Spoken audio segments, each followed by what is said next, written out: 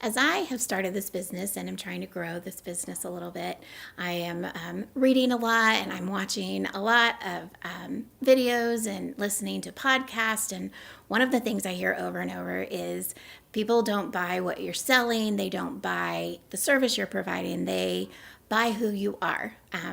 Because lots of people provide this service, so why would you want to have me do this service? So I'm going out on a limb a little bit and putting myself out there. And I just want to talk about a couple of years in my life and how teaching and the people I was surrounded with at those times were really probably what saved me during those couple of really rough years of my life.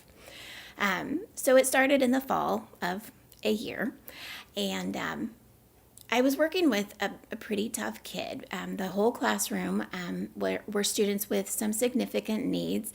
Most of the students were either eligible with autism or intellectual disability. I loved the job, but it was very, very difficult. Sorry. Come here, Grace. Come here. It was really hard. It was very stressful. And I worked with one student in particular who had a very difficult mom. And I will say, in all of the years that I taught, I did not have a lot of difficult parents, but this one was rough. She sent some very, very harassing emails, harassing phone calls, kind of set her little guy up to have a hard time when he was at school. You could tell that he wanted to like me and he wanted to like my parents and he wanted to like school, but he would come back with, well, Mama says, blah, blah, blah. So she, just kind of made it hard for him to like being there. On top of which he was just very physically aggressive, really, really difficult to work with. There were some things going on with him that led us all to believe that he was not being treated very well at home. And as mandated reporters, we have to make those phone calls. And so I did. Mom, I guess, assumed that it was me who made the phone call. And she, in return, made a phone call about me saying, that I was abusing at school. So that's very stressful. And I was very lucky to be surrounded by an entire school that just kind of wrapped their arms around me and didn't really have to defend myself to anyone. My wonderful paras, who are still my best friends to this day, really, were supportive, and the investigation happened. Nothing was found. It was unfounded. And I had a secretary at the time who made me little quotes every single day. She made me quotes, and she would put them in my mailbox or on my desk, and I still have those quotes to this day. And there's some hanging in my office at work. There's some hanging on my refrigerator. So I still have those, Allie. I have those quotes. So that ended. Very stressful time, very stressful few months. Move on to spring of that year. And we are taking our kids on a field trip. And it is April, Autism Awareness Month. I had gone to my doctor for my yearly checkup. I had an aunt at the time who had breast cancer.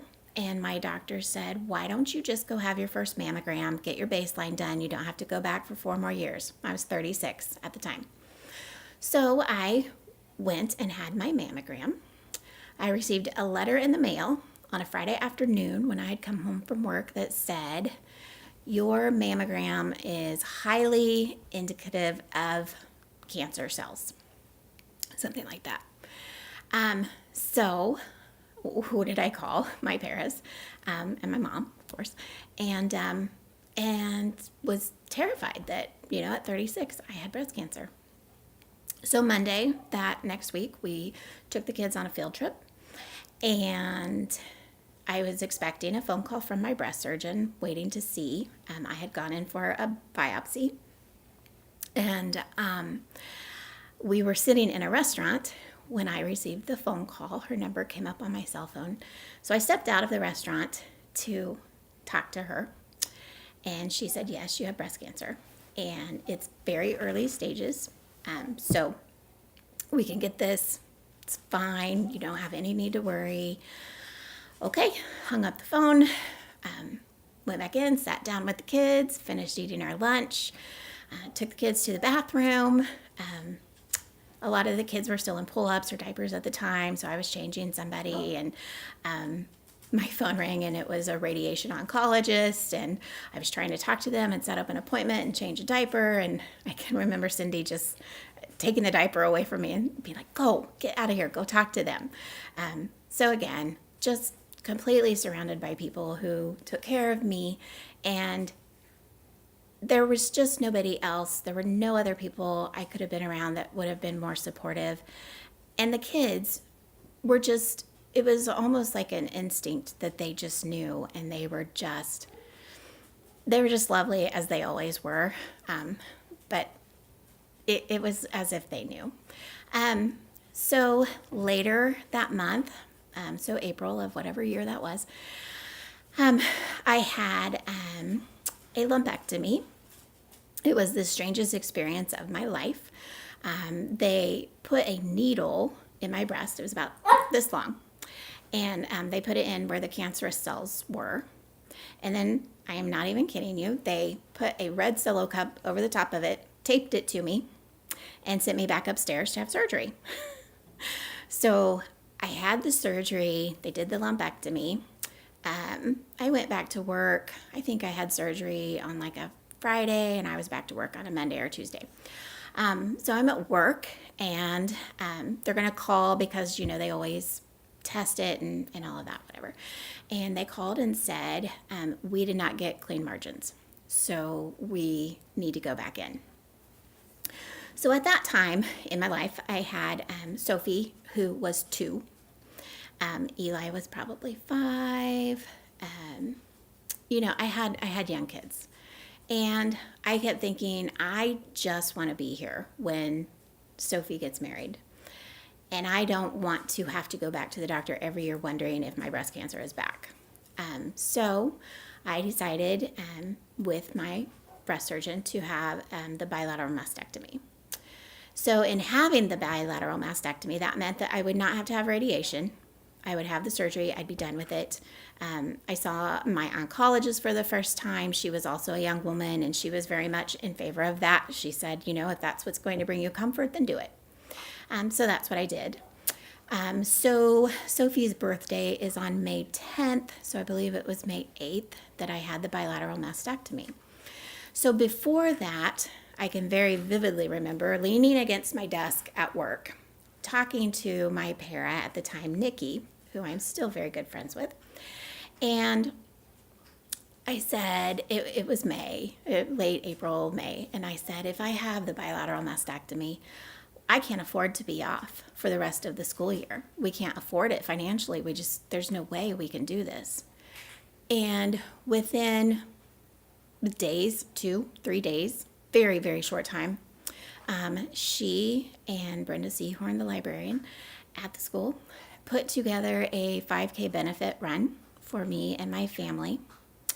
And then also at the high school where my husband at the time, he still works there, but he's not my husband anymore, worked. They had a golf tournament, and all of the proceeds went to my family. So I was able to take off for the rest of the school year.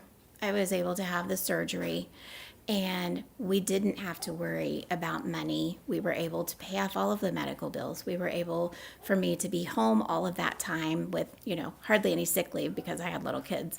And so I just thank God for them. And I don't know how it would have turned out differently if I hadn't had Nikki say, you do this. If this is what you feel like you need to do, we'll figure this out. And they did. And I'm so blessed. And at that 5K benefit, there were so many people that I knew, but there were also so many people that I didn't know at all. And I was just so greatly blessed. And again, I have pictures. I couldn't be there because it was just a couple of days after my surgery, but of people, all my paras were there, helping out with it. It was just, it is such a blessing. So I got through that. So that was the spring of the same year. So in the fall, I'm ready to go back to work, feeling good. all the cancer was gone, didn't have to have radiation. I was still in the middle of reconstruction, and I was having issues with my reconstructive surgery, but it was nothing big. It was nothing I couldn't handle. So working again, I think we were implementing like a new way to write IEP goals or something. So there'd been a training after work. So after that training, I was going to watch a faculty basketball game, which one of my parents was playing in, Nikki. So I was driving there. I was talking to my sister because my mom and dad had recently separated, and we were worried about my mom, worried that she wasn't doing well mentally with the separation. And as I'm driving and I'm talking to my sister on the phone, my sister says, "Oh my God, a 65-year-old man has just been shot on whatever road." It was the road my dad lived on. And there are not very many people who live on that road. And we were like, "Oh my God." And so I said, "Hang up, call Dad, see what's going on." So she hung up. I pulled over to the side of the road. I called my dad. I had no idea what else to do. I called my dad, and I can hear him breathing really hard. And I was like, "Dad, what's wrong? What's the matter?" And he was like, "I can't breathe." And I could hear people around him. And so I said, "Dad, just give somebody the phone. Give somebody the phone." So it was a paramedic, and he had been shot. And the paramedic said, "He's okay. He's okay. He was shot in the hand. We're going to take him to the hospital." And I said, "Which hospital so I can meet you there?" And then he says, "Hun, we think it was your mom." And so I hung up the phone with them. I was still pulled over on the side of the road. And I called my aunt. And I said, "Rose, where's Mom?" And she said, "We don't know. She shot your dad. She said she's going to the cemetery to kill herself. We don't know." So I, am stuck here. I'm about an hour, a little over an hour away from where they are. So it would take me a while to get there. Plus, I felt like I needed to go to the hospital to see my dad. So, turns out my mom did have a bit of a mental breakdown. Mental health is not something that people like to talk about, but it's something that is important and we should talk about. She is bipolar, and through this, she was able to get on the correct medication that she needs. My mom is the best person in the world. You can't meet anybody better than my mom. She would give you the shirt off of her back.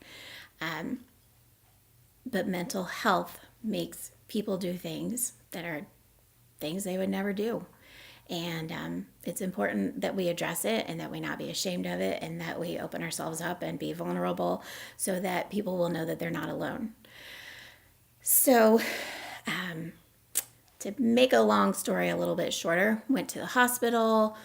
My dad had been shot in his hand. He had to have surgery. Physically, he was fine. Mentally, it was very hard for him to get over it. Went to the other hospital because it turns out in the time that we couldn't find my mom, she had gone back to her house and taken all of her prescription medicine trying to kill herself. So she had been transported to another hospital. So after I left my dad, I went to the other hospital to check on my mom. She was in a coma. Turns out, my dad didn't press charges. The state still did. So she had to spend some time getting well mentally. And like I said, she's well. They're both well. Little bit of a stressor. Little bit of a stressor after that.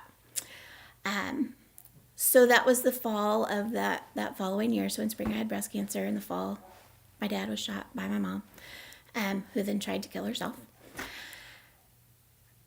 Fast forward to the spring of that school year, and my husband and I had not had a good marriage in a couple of years. It had been very hard. Everything that had happened had been very stressful. I should add that I was getting my doctorate degree at the time, so that can add a little bit of stress to a marriage. And we just grew apart. And so in the spring of that year, we separated and divorced. All of that time, everything that happened those 2 years, I worked in the same building. I worked with most of the same kids that whole time. I had the most amazing paraprofessionals in my classroom who are my best friends to this day.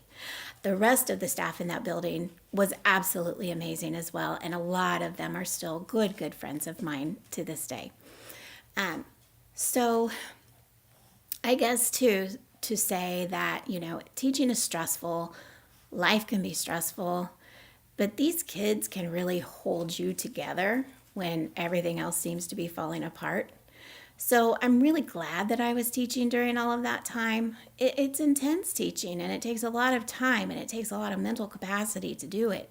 And so I think that honestly, those 2 years, my classroom, the kids, and my paraprofessionals, who are my very best friends, really held me together during that time. So there's a glimpse into a couple of really shitty years of my life. And look, I survived it.